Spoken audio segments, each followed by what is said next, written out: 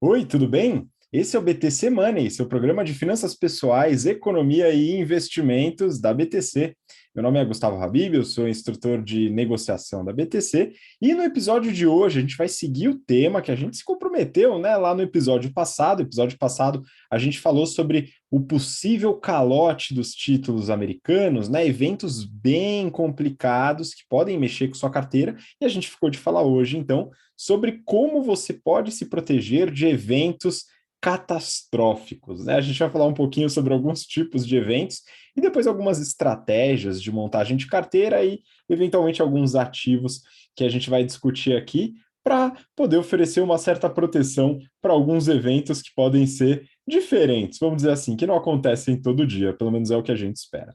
Bom, para acompanhar a gente aqui no episódio, estou com o Rafael Lopes, instrutor de risco, performance e renda fixa do nosso curso de mercado financeiro, GFP. Fala, Rafa.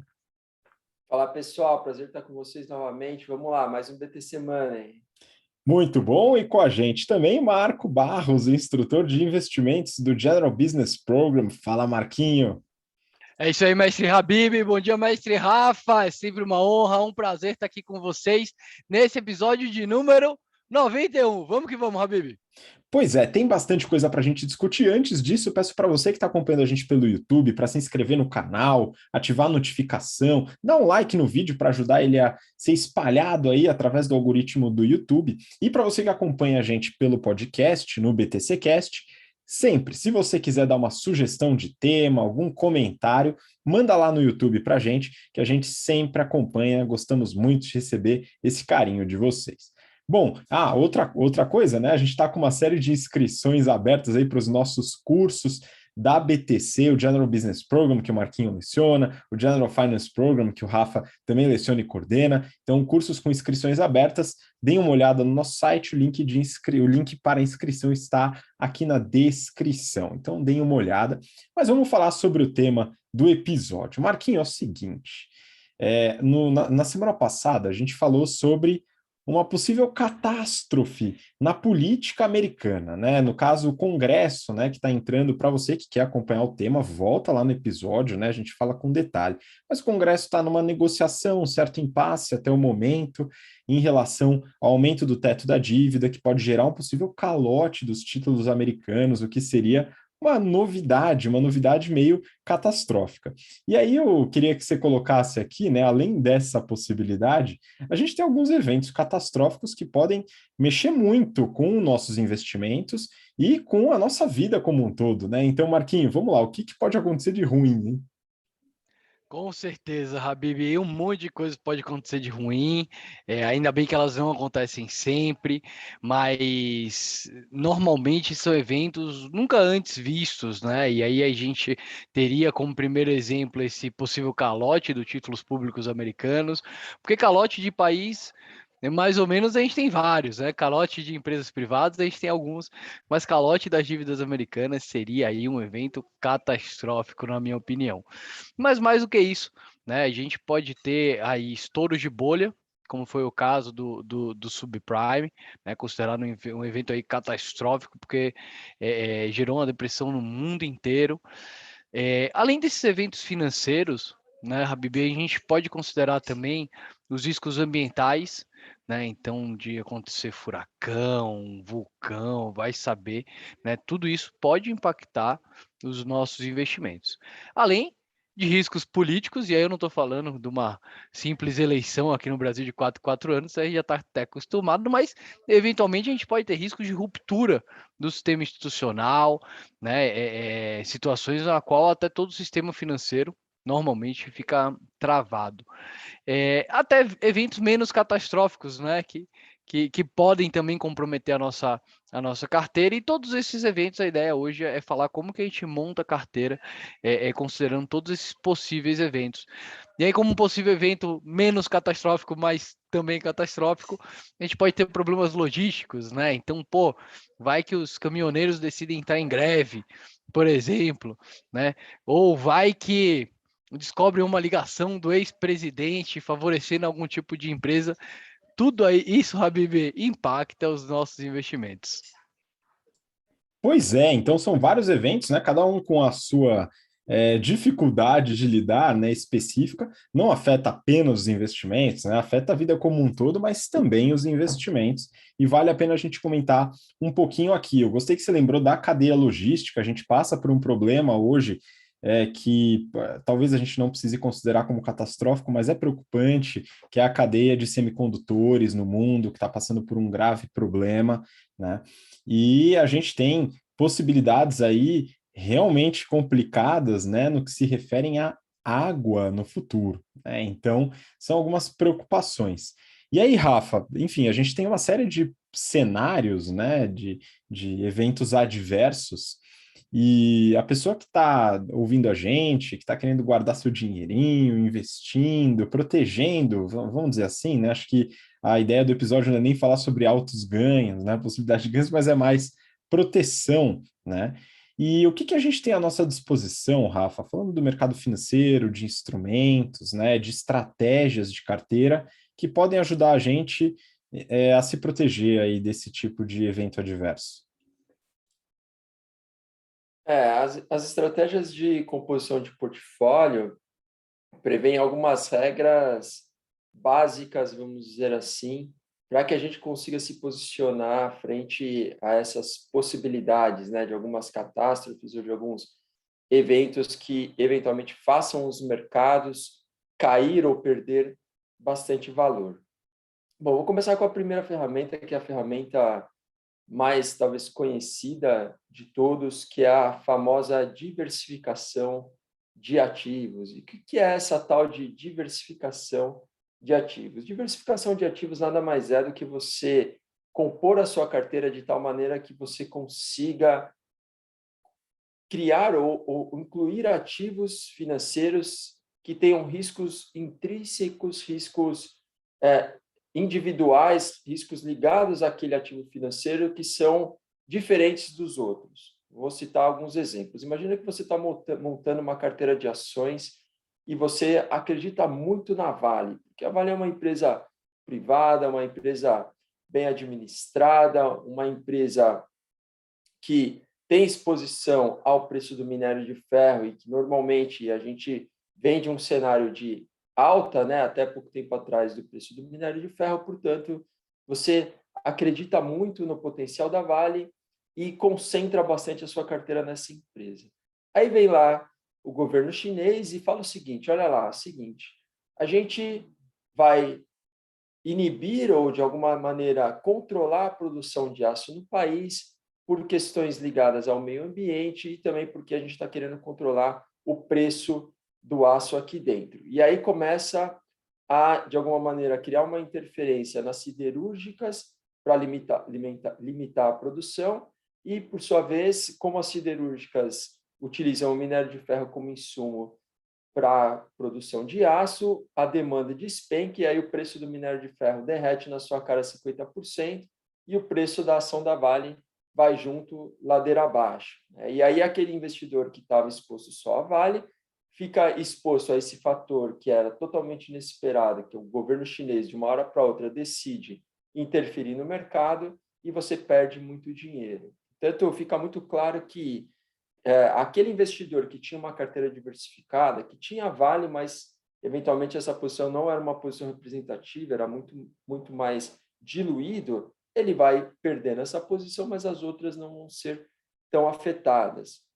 A gente tem exemplos também da Petrobras, né, no passado, em que houve a tentativa ou um ensaio aí de uma interferência política, às vezes as ações caindo 8, 9, 10% no dia, e até hoje as ações sofrem com o que a gente chama de prêmio de risco, né? Se você comparar, por exemplo, a ação da Petrobras com a ação da PetroRio, ela está sempre descontada, sempre subindo menos, porque todo o mercado fica receoso em relação a uma possibilidade de uma intervenção que vem de uma hora para outra, né? Um governante pega um microfone, fala alguma coisa, e aí você é pego totalmente desprevenido no contrapé e aquela ação derrete na sua cara 10% em um dia. Bom, então, esses são alguns exemplos na renda variável, mas a diversificação ela funciona também na renda fixa, quando a gente, por exemplo, coloca o nosso recurso e diversifica em classes de ativos para criar uma proteção contra efeitos de inflação, cenários de alta e de baixa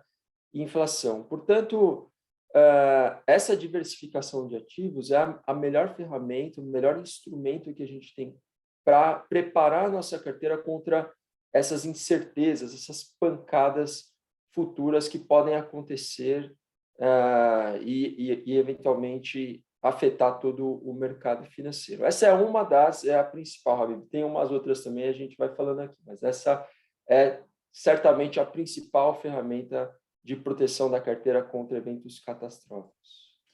Pois é, então a diversificação ela funciona muito bem porque ela acaba diluindo um pouco esses riscos, né? Isso é algo que pode ser benéfico porque a gente nunca sabe qual que é o tipo de evento adverso que vai surgir e cada evento vai afetar algum tipo de ativo de uma forma diferente, né? E aí, Marquinho, tem uma forma também, né, da gente se proteger de eventos adversos quando a gente, de certa forma, aposta nesses eventos adversos, né? Uma estratégia um pouquinho diferente, mas a gente pode pensar na estratégia de proteção com hedges, né? Como é que funciona isso? Excelente, Habib. Sim, com certeza. Ou seja, além da gente diversificar a nossa carteira, é importante que dentro da nossa carteira a gente coloque alguns ativos ali que olhando por si só podem parecer ativos extremamente arriscados, mas que no contexto de uma carteira você consegue até mais estabilidade, né? O que é um hedge? Hedge é uma proteção, é um seguro, né? Então, pô, eu tenho um carro e eu faço seguro do carro porque se eu bater o carro, o seguro vai lá e me compra outro carro. Né? Essa estratégia de seguro, recompor algum ativo que a gente perdeu. Isso pode acontecer no âmbito financeiro também. Então a gente pode ter alguns ativos que se a carteira inteira derrete, né? Como o Rafa falou, se a Vale cai lá dos R$ 100 para R$ 50, eu posso ter um ativo que vai recuperar toda essa minha perda. Existem alguns tipos de ativos assim, tá? São chamados derivativos. Na minha opinião, o que eu mais gosto são as opções, né? E aí, nesse sentido catastrófico, são as opções de venda, ou também conhecida como put. Como é que ela funciona? Você trava um preço na qual você pode vender um ativo. Usando o exemplo do Rafa, vamos supor que a carteira do Rafa comprou uma ação da Vale por R$ 100 e, ao mesmo tempo, ele comprou um direito de vender Vale por R$ 100 daqui a 6 meses. Um exemplo. Essa proteção ela funciona por quê? Porque se o preço da Vale cair lá, a China intervir, o preço da Vale for para R$ 10, aquele direito te permite vender a ação pelo preço determinado, pelos R$ 100 que você tinha, você deixa de perder esse valor. E por ser opção, o detentor dela tem o direito de fazer ou não. Ou seja, Habib, se acontece exatamente o oposto, a gente investe em Vale e Vale sobe para R$ 200, a gente não é obrigado a vender ela por R$ 100 lá no futuro, a gente tem esse direito. Ou seja, ele funciona literalmente como uma proteção. Né? Existem hoje alguns ativos financeiros que utilizam amaranhados de derivativos chamados COIs, né? Certificados de operações estruturadas, que muitos deles garantem, Habib, o capital protegido. Ou seja, se não foi trigado ali, ou seja, se as ações ou a moeda ou o ativo principal do COI não atinge o resultado, se ele cair, pelo menos você recebe aquilo que você investiu. Grande parte dos COIs são estruturados dessa forma. É óbvio, Habib, que nada é livre de risco, né? Então, quando você compra o COI, você está com risco lá do banco, da instituição financeira que emitiu aquele COI. Lembrando que COI nem FGC tem. Mas tá aí, as proteções, hedges, seguros, tá? E aí, principalmente, as puts, direitos de vender, quando a gente pensa aí em proteção contra a queda. Pô, muito bom, Rafa, relacionado a essa parte de proteção, né, instrumentos para proteção, tem mais algum que a gente pode colocar também, seja algum instrumento derivativo ou de outra classe de ativos? Sim, derivativo, a gente pode fazer uso de contratos futuros também. Na verdade, é importante colocar que o derivativo ele é um dosador do risco, né? Então, você pode usar ele, por um lado, para multiplicar o risco, ou seja, aumentar, gerar mais alavancagem, mas você pode usar ele também para diminuir o risco. As opções que o Marquinho trouxe são um instrumento mais fácil para a pessoa física usar. Então, a gente pode fazer a compra dessas puts, por exemplo. O contrato futuro, ele também pode ser utilizado pela pessoa física para diminuição de risco. Eu posso entrar vendido em bolsa, por exemplo, via um futuro de Ibovespa. Mas o cálculo e a utilização desses contratos para controle de risco é um pouco mais complexo. E como o futuro ele tem uma compensação diária, ou seja, você tem um ajuste diário desse contrato, dos ganhos ou perdas, você também sempre tem que ter um caixa disponível ali para eventualmente honrar a necessidade de fazer o pagamento, né, desses ajustes em algum dia, o que na pessoa física fica um pouco mais complicado.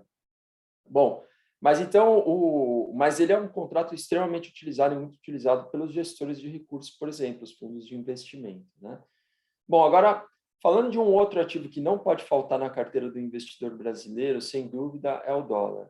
Porque o dólar ele é aquele ativo que funciona como, na verdade, não um ativo, uma moeda, né, mas que funciona como uma proteção em cenários justamente de baixa, como se fosse algo que é contracíclico, ou seja, ele se valoriza na queda, né? Como moeda é a moeda o dólar é a moeda de contraparte mundial em todos os contratos, em momentos de crise, tende a ganhar muito valor. Olha o que aconteceu na Covid, né? Que o dólar saiu de 4,15 para 5,50, chegou a bater 5,90 em alguns momentos. Então, é importante que o investidor tenha até, eventualmente, 10, 15, 20% da sua carteira em dólar, para que essa porção do portfólio sirva, além de um efeito de diversificação, sirva também para proteção, né?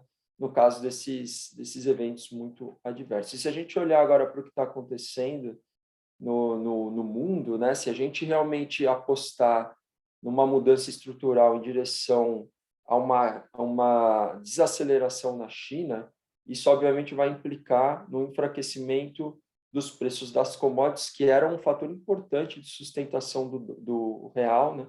Por conta das exportações. A gente já tem visto um movimento das grandes exportadoras não trazendo dinheiro aqui para dentro, ou seja, elas estão fazendo caixa lá fora, e isso tem feito com que o dólar permaneça nesses patamares que a gente está acompanhando, né? Tá em torno de 5,50 agora, o que é uma cotação que acho que pouca gente apostaria que a gente ia estar agora em outubro de 2021.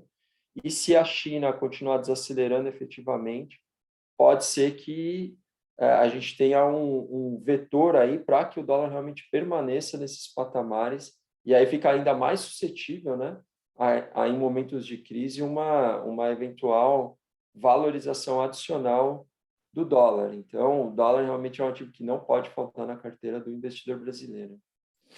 Pô, muito bom. E assim, tem várias formas do investidor, da investidora, estar atrelado ao dólar, né? Uma parte da sua carteira. Só lembrando, né, pessoal, que a gente comenta aqui várias estratégias e nenhuma delas é qualquer recomendação de investimentos, né? É muito importante que você faça a sua análise com um profissional de preferência. Inclusive, a gente fez um episódio falando sobre as características dos principais profissionais que podem auxiliar na sua carteira, agente autônomo de investimentos, consultor financeiro, gerente de relacionamento e também as casas de research, né? Então dá uma olhada, é um episódio recente, a gente fez acho que faz 2 ou 3 semanas, né? Mas é importante você analisar essas estratégias e o que funciona melhor para você, para o seu perfil de investimento. Mas voltando, né? O que o Rafa estava comentando que é muito importante, né? O dólar como moeda de contratos globais, né? Acaba sendo a moeda global, de certa forma, né? Acaba sendo um refúgio, apesar do episódio passado que a gente fala dos próprios Estados Unidos,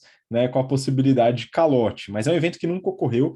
Eu acho que a chance de ocorrer é muito baixa, né? Eu acredito que não, então eu apostaria um Kit Kat aqui com o Marquinho de que não ocorrerá o calote, né, das dívidas dos títulos americanos, porém tem várias formas, não necessariamente comprando dólar, deixando no colchão, não necessariamente colocando em um fundo de dólar, são opções, né? Enfim, sem julgar, claro, mas tem a possibilidade de comprar títulos do Tesouro Americano, tem a possibilidade de comprar ações, né, de empresas listadas nos Estados Unidos, e tudo isso te expõe ao dólar também, tá? Então são várias estratégias, é muito bom que o Rafa tenha colocado isso.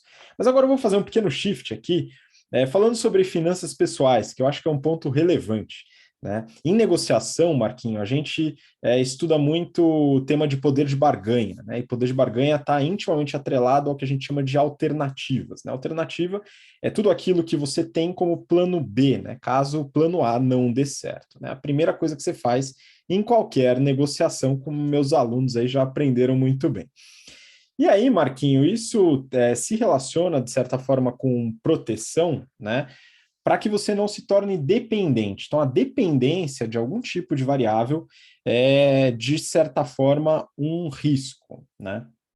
E aí, falando de finanças pessoais, outro dia eu estava comentando com um amigo, né, que falou que, na visão dele, né, é muito importante você estar bastante capitalizado, né, não, você ter caixa, você ter investimentos, isso é muito importante, eu concordei. E aí ele comentou que seria até interessante, né, se você possui um imóvel, por exemplo, você vender o imóvel para poder ter caixa e investir esse dinheiro, né? Como você já sabe, porque já falamos sobre esse assunto, eu discordo dessa estratégia, né? Não acho que você deve se descapitalizar completamente, mas existe uma proteção, uma redução de dependência no imóvel próprio, por exemplo, né? Então, eu queria que você comentasse um pouco dessa dinâmica, falando de finanças pessoais. Eu acho que aqui a gente pode comentar tanto sobre o aspecto de ativos reais, vamos dizer assim, dentro da estrutura financeira da pessoa física, né? Não só da carteira de investimentos, como também do estilo de vida e da quantidade de gastos fixos, né? Como é que você vê isso? Ô, Habib, eu tô com você, viu? Eu acho, sim, com certeza, é muito importante ter uma reserva de oportunidade ali, aquela grana que vai deixar você confortável para, inclusive falando de negociação, Habib, né? Conseguir chegar lá e pedir uma promoção de maneira mais enfática, né? Porque você sabe que na pior das hipóteses, te demitirem, você tem lá sua grana para continuar pagando o leite das crianças. Também essa grana é importante para depois da catástrofe, né? A gente pegar essa grana e conseguir comprar ações, comprar ativos mais baratos. Agora, no que tange a casa, eu já sou a favor, talvez eu seja meio cringe, né, Habib? Mas eu sou a favor da gente ter nosso próprio localzinho, até porque na pior das hipóteses, pelo menos você tem onde morar. Óbvio, quando a gente entra para a parte do investimento, ou seja, além da casa própria, eu estou investindo em imóveis, você sempre está exposto a risco. Gente, todo investimento tem risco, né? Inclusive nos imóveis. A última grande crise que a gente teve, a crise do subprime americano, foi justamente no mercado imobiliário americano. Então, não necessariamente é um ativo super seguro, no sentido de ganhar ou perder dinheiro. Agora, ter um lugar para morar é o seu plano B ali, né? Te permite ter condições de dali para frente evoluir, né? Não é o único ativo real que eu gosto. Né? Eu gosto de alguns outros ativos reais, como proteção, né? E aí, falando em ativos mesmo, a gente pode colocar o ouro, né? Que também é tradicionalmente um grande ponto, né, um grande ativo para quando existem algumas catástrofes. E já que o Rafa trouxe moedas, né, falou em dólar, é importante mencionar aqui que a gente tem uma moeda também, que é o Bitcoin, que inclusive protege contra o risco de inflação, né, o risco do governo continuar imprimindo quantidades imensas de dinheiro. É isso aí, Habib. Agora eu fiquei curioso. Eu e você, a gente concorda. E o Rafa? Rafa, você vende a casa e deixa em liquidez ou você compra a casa? O imóvel, eu concordo, eu acho que é importante, sim, pensar na compra de um imóvel, né? É claro que a gente sempre tem que fazer uma avaliação patrimonial, a gente até falou um pouco sobre isso em episódios passados, quando a gente falou sobre a possibilidade de comprar um imóvel, né?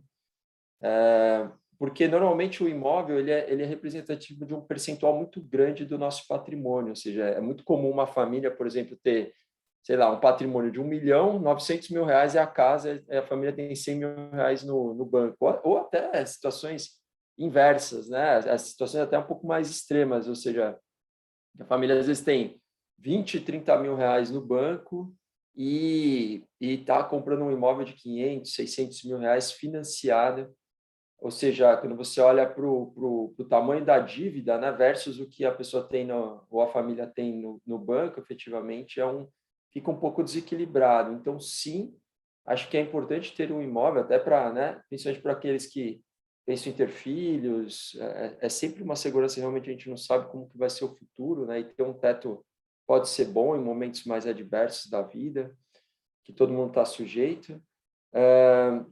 Mas pensar nesse equilíbrio, né? Então, ok, fez a compra do imóvel, depois tem que ter uma preocupação em ir aumentando essa liquidez e injetando dinheiro na carteira financeira para conseguir um equilíbrio um pouco maior.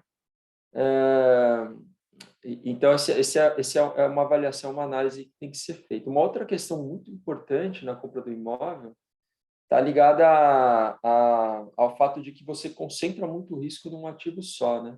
Então, imagina que você compra o imóvel e aí no dia seguinte abre um bar na frente ali do seu apartamento e os caras começam a fazer festa toda sexta-feira à noite, sexta, sábado e domingo sem parar, né? Você pode ter certeza que além de você não conseguir dormir direito e descansar no seu fim de semana, seu imóvel vai perder muito valor. Mas podem acontecer outras coisas também, como o bairro se tornar um bairro mais inseguro, com problemas de violência. Você pode ter problemas de tráfego, né? Olha o que aconteceu com o Itaim, por exemplo, que é um bairro que quem mora lá, às vezes, para sair com o carro da garagem tem problema, né, de tanto trânsito que tem. Então, você acaba ficando muito exposto a fatores específicos e que vão afetar aquele ativo, portanto, a escolha do imóvel é muito importante para que também você não tenha um impacto patrimonial mais relevante com o passar do tempo. Então, concordo, né, com o objetivo, com a intenção de compra de um imóvel, mas tem que ser feita uma análise levando esses pontos em consideração.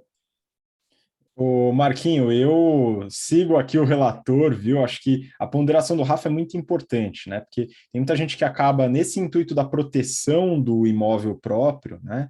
Acaba, por exemplo, realizando um financiamento bastante acima da sua capacidade de pagamento, por exemplo. Tem um evento adverso, como a perda de um emprego ou uma outra renda que ajudaria a pagar o financiamento. O banco vai lá e toma seu imóvel e aí aquela proteção vai embora, né? Então tem que tomar um pouco de cuidado. Eu sou absolutamente favorável a imóvel próprio como proteção, mas essa ponderação do Rafa eu achei muito importante. Mas tem um outro ponto aqui, viu, Marquinho, que é realmente a sua dependência de custos, despesas, né, para a qualidade de vida. Né? Esse é um ponto relevante. Então, quando a gente fala do imóvel, o que está relacionado ao imóvel? Né? Supondo que você quitou o seu imóvel, né? Você eventualmente vai ter um condomínio para pagar, se for um apartamento tal, e o IPTU e as contas, né? E não mais o aluguel. O que isso acaba resultando? Né? Numa redução dos seus gastos mensais, né, em geral. Então, a ideia é essa. A mesma coisa, né, quando você, por exemplo, não depende de carro. Então, você não depende de carro, você tem a possibilidade de estar perto do trabalho, ou trabalho de casa, tem comércio próximo, etc. Se vira bem com bicicleta, você já reduz os seus custos de vida. E essa redução do custo de vida, ao meu ver, é uma grande proteção dentro das finanças pessoais, porque aí realmente você pode ter ainda questões inflacionárias, né? Os produtos estão mais caros, mas você gasta menos, então a inflação vai te afetar um pouco menos, né? Ao mesmo tempo, você não precisa de tantas coisas, né? Que eventualmente vão te trazer um custo adicional, vão precisar que você se desloque muito. Então, você acredita também que enfim, essa consciência em relação a redução do custo de vida pode ser também algo adicional para o investidor, para a investidora, a pessoa se proteger além da carteira? Com certeza, né, Habib? Com certeza. A gente gera investimento com a diferença entre o que a gente ganha e o que a gente gasta, né? Então é muito importante controlar essas duas variáveis. Se ao longo do nosso período produtivo a gente consegue diminuir os gastos, excelente, porque a gente tem mais folga de caixa. Agora, na aposentadoria, na terceira idade, a estratégia é ainda mais importante, porque teoricamente na aposentadoria é um período no qual a gente quer parar de trabalhar, né? Ou seja, a receita, ela, pelo trabalho, ela tende a zero, né? Então, quanto menor a despesa, mais longeva será, mais saudável será a nossa vida financeira dali para frente. Posso aproveitar, Habib, para dar você trouxe dívida aqui, e pessoal, a gente falou nesse episódio sobre carteira em períodos catastróficos, né? E aí a gente entrou um pouquinho na carteira da pessoa física. E se tem uma coisa que é muito ruim para a pessoa física em evento catastrófico, é exatamente a dívida, né? Então, muito cuidado com onde você pega a dívida, como que está gerida isso daí, porque evento catastrófico costuma ser extremamente danoso e às vezes até jogar tudo por água abaixo que você vem construindo ao longo da vida. É isso aí, Habib.